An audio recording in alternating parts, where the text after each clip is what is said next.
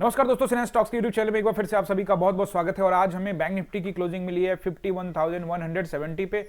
यहाँ पे 62 पॉइंट नीचे बंद हुई है बैंक निफ्टी। अगर हम निफ्टी को देखते हैं तो निफ्टी लगभग यहाँ पे 22 पॉइंट नीचे बंद हुई है। निफ्टी का वीडियो अलग से आएगा, जरूर देखेगा। और हाँ, सेंसेक्स का भी वीडियो आज डालूंगा क्योंकि कल है सेंसेक्स की एक्सपायरी। और एक्सपायरी की अगर बात करूं तो क्या हो रहा है मार्केट में, आप भी देख रहे हैं एक्सपायरी का दिन और बाजार एकदम से साइडवेज। देखोगे बैंक निफ्टी को यहाँ पे तो कल क्या ही उम्मीद रखा जाए सेंसेक्स से भी, बट ठीक है, आपको मैं लेवल्स वहां पे जरूर बताऊंगा।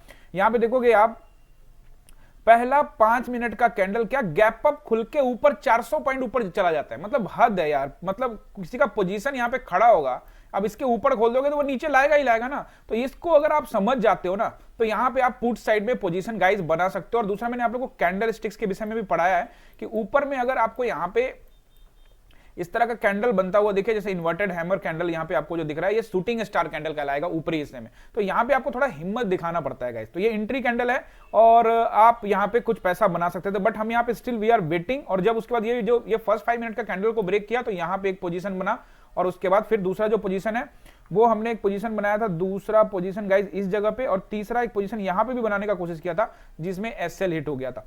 बट ठीक है, बैंक निफ्टी के अंदर में अगर आप देखते हो तो शुरुआत में मोमेंटम था, उस मोमेंटम का कुछ फायदा जरूर मिला, लेकिन उसके बाद फिर वही तेरी कहानी याद आई, यानी कि एक्सपायरी। और ये मतलब बाजार को जोन में पीट देना पकड़ के, यानी कहने का मतलब एक्सपायरी के दिन में इस जगह पे ट्रेड नहीं करना है गाइस। अपने है ना कुछ चीजों को अंडरस्टैंड करो, डायरी में लिखो, 108 बार लिख लो कि भैया ये नहीं करना है, नहीं करना है, नहीं करना है। एक्सपायरी वाले दिन खास करके जब बाजार जोन में हो, मोमेंटम हो, वोलेटाइल मार्केट हो तो ठीक है, लेकिन कोई फायदा नहीं होने वाला अगर आप ऐसे जगह पे ट्रेड करते हैं। तो निफ्टी में जरूर जाके देखो, निफ्टी वाली वीडियो जरूर देखिएगा, वहां मैंने आपको बताया हुआ है कि एक्सपायरी वहां गजब की एक्सपायरी हुई है। निफ्टी वाली वीडियो में बात करेंगे। और उस तरह का कभी भी एक्सपायरी हो गाइस तो ट्रेड नहीं करना चाहिए। शुरुआत में जरूर यहां बैंक निफ्टी में मोमेंटम था। अब चलो वन डे टाइम फ्रेम में चलते हैं और उसके बाद जाके देखते क्या रहेगा सिचुएशन। देखो बैंक निफ्टी अभी जो रिटेल ट्रेडर है जिनके पास कम पैसे हैं उनके लिए थोड़ा सा मुश्किल होने वाला है, क्योंकि लॉट साइज जो है अभी इस महीने तक तो ठीक है, लेकिन अगले महीने से आपका बैंक निफ्टी का लॉट साइज डबल हो जाएगा गाइस। वैसे भी अभी ऑप्शन हजार रुपए का मिल रहा है, यानी कि एक लॉट भी लेते हो तो 15,000 रुपए लगेगा, 2 लॉट में आपका 30,000 रुपए लगेगा। और अगर कल को यानी नेक्स्ट महीने से वही 30,000 रुपए का प्रीमियम होगा, और अगर आप 30 के हिसाब से गुना करोगे तो 30,000 रुपए का, 32,000 रुपए का कॉल भी। आज देखो कितने महंगे कॉल मिल रहे थे। पुट साइड में थोड़ा सा राहत था कि 700 800 900 रुपए का मिल रहा था। मतलब आप समझ सकते हैं कि रिटेल ट्रेडर के लिए यहां पे बहुत मुश्किल हो जाएगा जिनके पास पैसे कम है। लॉट साइज का वीडियो एक कल मैंने आप लोगों को बना के डाला है, आई बटन पे लिंक लगा दिया है, जरूर देखिएगा कि जो लॉट साइज जो बदलने वाले हैं वो पूरा डिटेल में समझाया है। क्या पैसा लगाना चाहिए, नहीं लगाना चाहिए, कितना पैसे से ट्रेड करना चाहिए, प्रॉपर बताया है। आई बटन पे लिंक है, जरूर देखिएगा। वन डे टाइम फ्रेम में यहां पे बैंक निफ्टी को देखते हो तो बैंक निफ्टी आप लोगों के लिए भले साइडवेज शुरुआत में अच्छा चला, साइडवेज हो गया, लेकिन आप लोगों के लिए एक मोमेंटम क्रिएट करके जा रहा है। कैसे कर रहा है मैं आपको हमेशा, बाजार जब जोन में रहता है तो मैं ट्रेड नहीं करता, लेकिन गाइज ये जोन को जैसे ही ब्रेक करेगा ना, सबसे पहले मैं यहां पे अपना पोजीशन बनाने वाला हूं, क्योंकि जोन जैसे गाइज ब्रेक होता है उसके बाद अच्छा पैसा बनता है, प्रीमियम भी अच्छा हो जाता है, डेल्टा गामा सब सही हो जाता है, और फिर वैसी स्थिति में पैसा भी आपको मिलेगा। साइडवेज में डिमांड सप्लाई, वहीं पर डिमांड है वहीं पर सप्लाई, बीच में घूम रहा है मार्केट। अरे किसी का जोन टूटेगा ना तो हलचल मचेगा, डर लगेगा। जो कॉल राइटर्स बैठे हैं, पुट राइटर्स बैठे हैं, तब वहां पोजीशन कवरिंग होगी और फिर हमें पैसा बनेगा। तो 51,170 सबसे पहले आपका यहां पे सपोर्ट नोट करिए 51,000 का। 51,000 का राउंड नंबर सपोर्ट रहेगा। अगर ब्रेक होता है तो फिर से आपको मैं कितनी बार बता चुका हूं, दोबारा फिर से बता देता हूं, 50,700 नोट कर लीजिए। 50,700 आपको बाजार जाता हुआ दिख सकता है। याद रखिएगा कि इस आपको क्या ध्यान रखना है, ये जो ग्रीन कैंडल, जैसे इसको आज तोड़ा था, ये कैंडल को 23 तारीख के कैंडल को, इसको जैसे तोड़ा तो नीचे आने का कोशिश किया लेकिन चला गया ऊपर। गाइस इसको अगर तोड़ के थोड़ा भी समय बिताता है ना तो फिर बाजार आपको नीचे ये इस कैंडल को टेस्ट करने आ सकता है, और इसको तोड़ देता है तो फिर आपको मैं पहले बता चुका हूं कि बाजार का मेरा व्यू क्या है।